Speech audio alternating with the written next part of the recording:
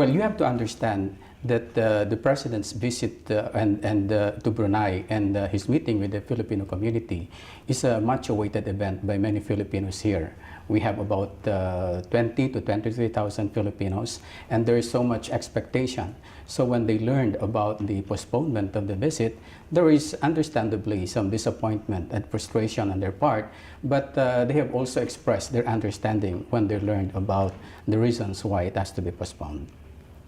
At this stage, they're looking forward to the visit, and they're very much excited in meeting the President on Sunday. We have a strong partnership with the members of the Filipino community, and they've been our partners in organizing this event. So together with our coordination, strong coordination and cooperation with the local authorities, with the government of His Majesty the Sultan, the Filipino community have been very active in terms of providing support and cooperation. Many have volunteered in the many committees that we have prepared and that we have established in order to make the event more successful. The President has a very strong following in Brunei, and from the last elections, out of the more than 4,000, I think it's 4,200 actual voters, he garnered 75% of those votes. So he has a strong following here in Brunei. We look forward to even forging closer cooperation between His Majesty the Sultan and the new President, President Rodrigo Roa Duterte, in terms of strengthening our political cooperation, our economic coordination and involvement with them, as well as the socio-cultural and people-to-people exchanges, not to mention about promoting and continuously protecting the welfare of the Filipinos here. I think over the past 100 days, the President has shown his strong leadership and decisiveness, consistent with the promises that he made during the campaign, during the elections. And I think this is good in terms of ensuring that his reforms and his vision for the country are being achieved. So I think that's how his 100 days have been characterized.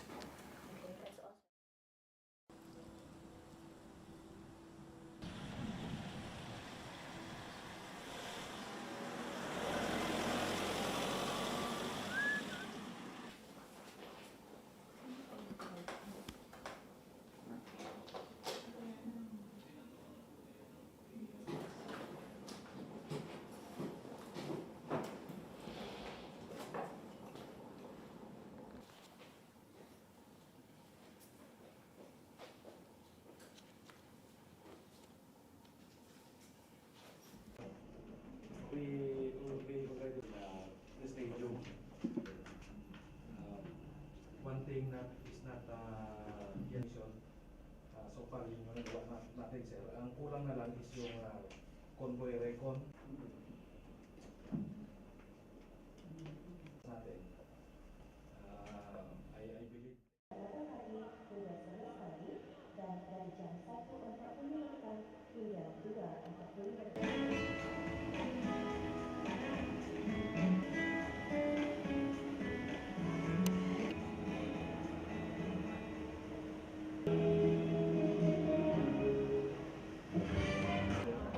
Pagkalagpas ng Malaysia, ito nang guluwa. Ito lahat ng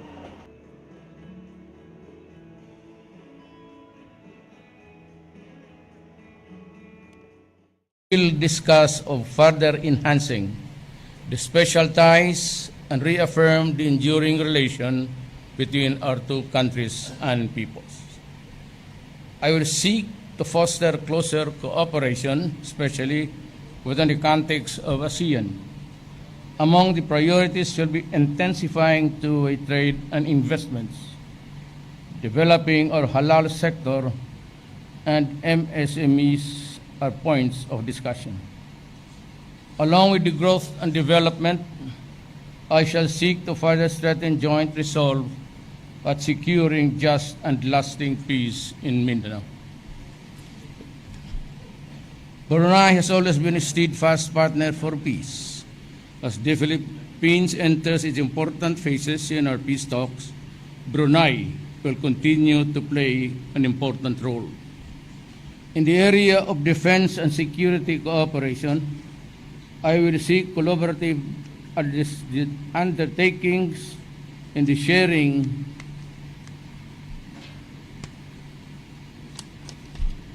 and expertise on maritime security as well as capacity building.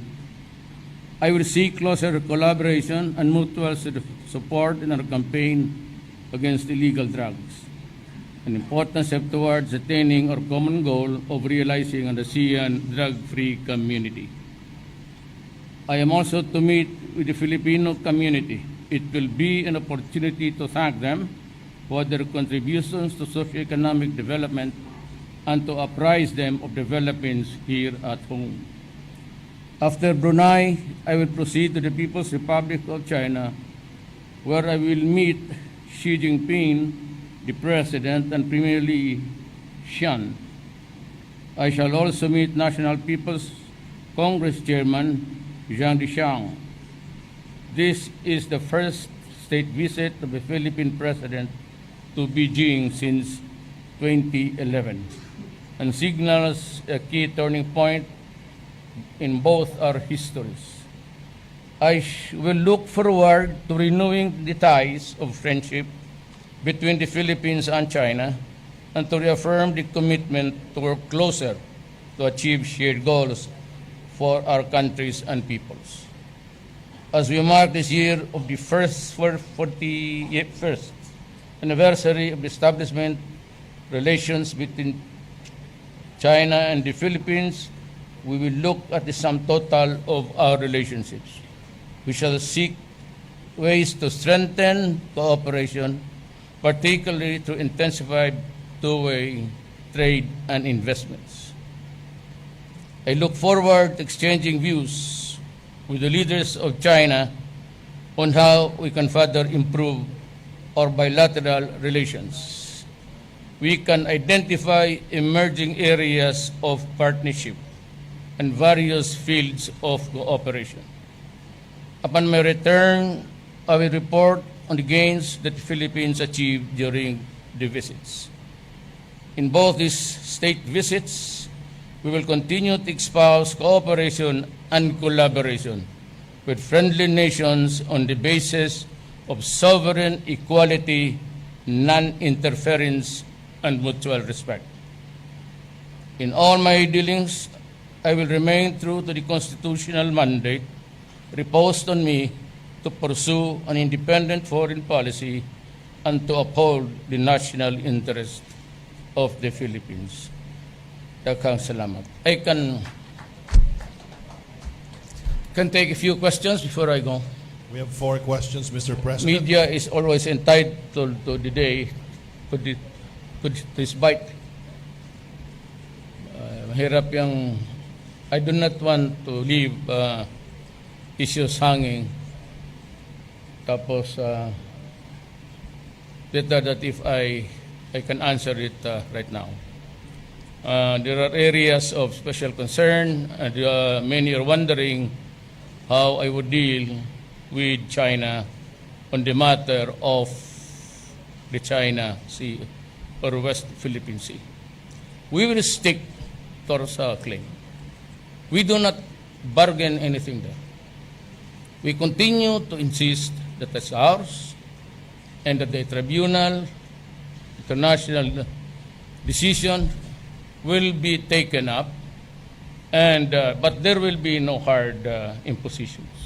We will talk, and we will maybe paraphrase everything in the judgment and set the limits of our territories, the special economic zones.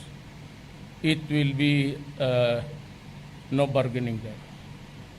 It is ours, and many of you are just wanting to ask the question. That is it. No bargaining of our territories. Whether within the 12 or to the 200, it will remain a special concern. And I will be very careful not to bargain anything, for after all, I cannot give what is not mine, and which I am not empowered to do by any stretch of imagination. There will be no, I said, hard impositions, because this is a matter of international committee. When you go there, you only want to talk. And remember, there are only two options. We go to trouble or we talk. We can choose the path there in between. Merong question, ho? Mr. President, our first question is from Vina Araneta of ABS-CBN. Mr. President, good afternoon. We received po information that the Supreme Court might decide on Tuesday about the Marcos burial at the libingan ng mga bayani. What can you say about that, Mr. President? Thank you very We much. will follow what the Supreme Court says. For after all, it is the Supreme Court who interprets the law and decide which of the public interest is served among the contending parties. My position is that there is a law which grants Marcos a burial in the libingan ng mga bayani. My position that as long as there is that law, it shall be followed. In the matter of the medals and heroism of the late Marcos, that is not the issue. And that is to be resolved maybe in the generations to come.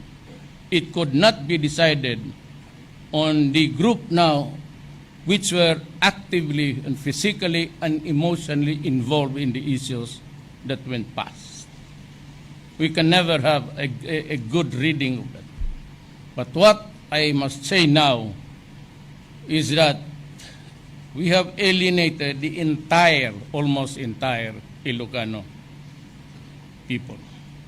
We cannot just do that because we are all Filipino.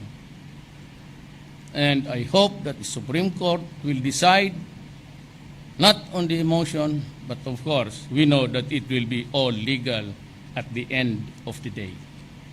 What the Supreme Court will rule must be followed. The second question, Mr. President, is from Ian Cruz of GMA7.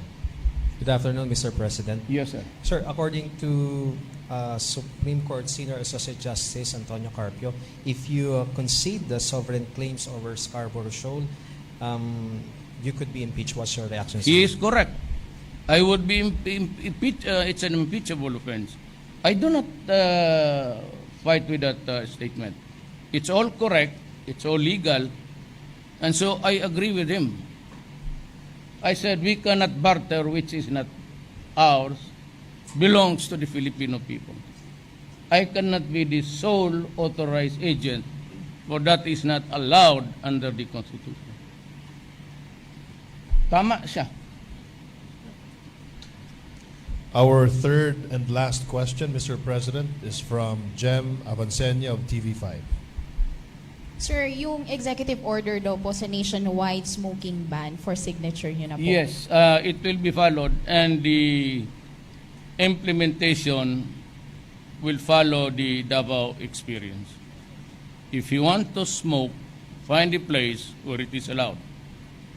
Now, I've always been against even building a structure inside just to accommodate smokers. That ain't the way. It must be out. It must not be in an enclosed cubicle inside the building. That is not good enough. The statistics would show that there's no debate on that you will die of cancer if you continue to mess up with nicotine. Sir, how about po sa yung firecracker ban naman po? Do you have any plans of I am going to next month. I'm going to have the cabinet meeting next. I will allow a full economic economic kasi ang mawala ng negosyo. economic, whatever, social, lahat na. So I would need the cabinet to decide. It will be a cabinet decision. Lahat na? That's the last question. Thank you so much, members of the press, and let's all wish our president a fruitful visit to Brunei and China. Thank you.